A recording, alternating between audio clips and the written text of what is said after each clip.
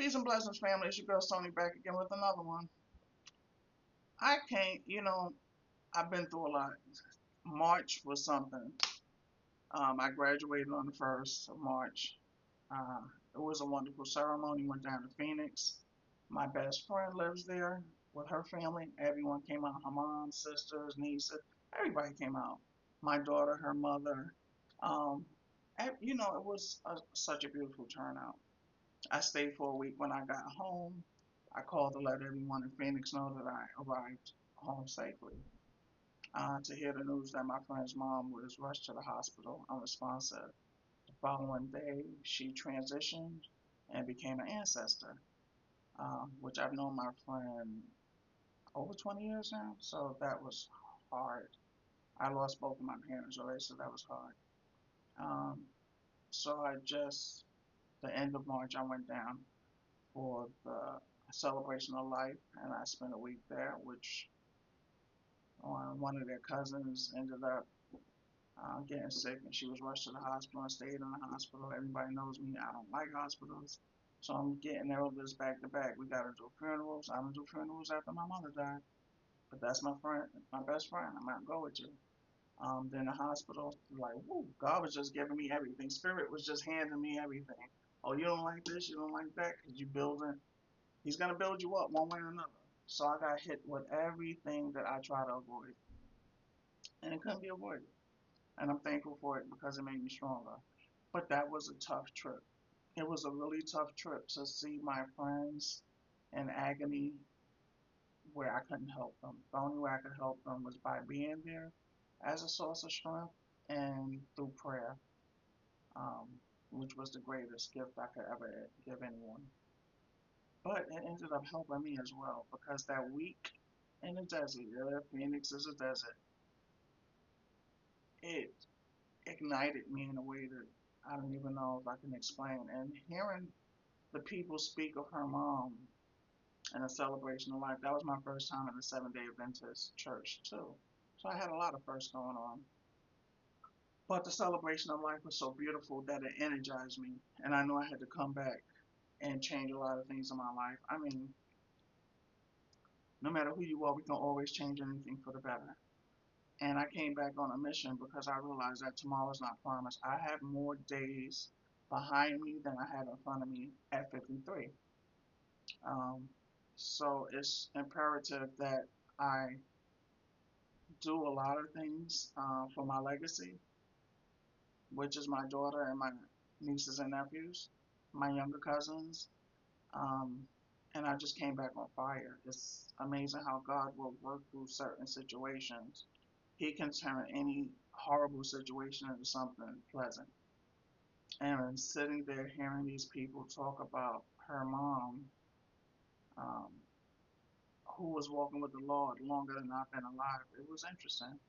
And it shows you that one person can make a difference.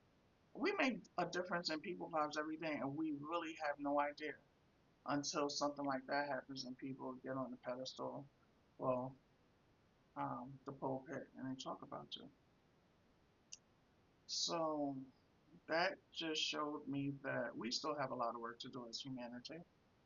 Um, right outside the church was a homeless man living in a cardboard box, which broke my heart. That was his home, a cardboard box, a large cardboard box with this tarp over it. Um, so no matter what you're going through, someone has it worse. Things that annoy you and that you don't want is someone else's blessing. It's someone else's prayer. They've been praying for the things that you don't want. Isn't that something when you think about it? Something that annoys you and gets on your nerves that you do not want is someone else's prayer. If they had that, they would feel like they had all they needed. I tell you, this life is something else. So you have to be grateful for everything that Spirit has allowed in your life. Life is nothing but lessons and blessings, blessings and lessons. That's how it is. It's either or. Either it's a lesson or it's a blessing. And sometimes we get them together. So be grateful for what you do have. Try to give back to society. And we can only do it like in small things. It could be a meal, it could be a talk, it could be an ear, it could be a bottle of water to someone who's thirsty. In Houston, we have all these homeless people on corners begging for money and food. Give them some water, give them something, some sop. I mean, you do it on a scale that you can do it. And I noticed going to these clubs, oh, it's much more expensive than it was back in the day when I was going out. And I didn't even go out a lot because that's not my scene. I've been more spirit my whole life than hanging out. But as much as they pay for bottles and getting in and all this stuff, maybe you should save what you would take on a weekend and go help feed the homeless. That's a thought right there. I mean, you don't have to do it all the time. It's the way I want to throw money on somebody's daughter in these clubs while they dancing on a pole. Take some of that money and do something worthwhile with it. Not saying that that's not worthwhile because we all need something. But when you have no place to call home, you have no keys to turn into a lock, you have no shelter to protect you from the environment, you will know what humility is. And I pray that none of y'all will ever know what humility is. So try to help one way or another. I mean, it doesn't take a lot. One person can make a difference, but multiple people can really and truly make a difference. We could get hotel rooms a night or two for people. It's just so much you could do. And it hurts my heart. That really hurt my heart to see that man outside of that church. Outside of a church. Outside of a church was his home in a cardboard box. So that means that he has to use the bathroom in the grass. I mean, you could just take your mind there. So it just shows you that no matter what you're going through, someone else has it worse. And you always have to be mindful and grateful for everything that Spirit has allowed us to experience, all the blessings that He has bestowed upon us, because it's not easy out here. It's truly not easy. But I've taken up enough of your time. I just wanted to drop that little jewel to let you know we're still here.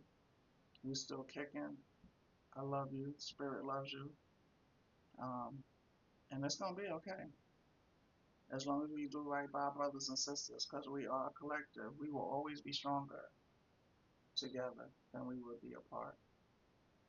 Until next time, brothers and sisters, Ashe.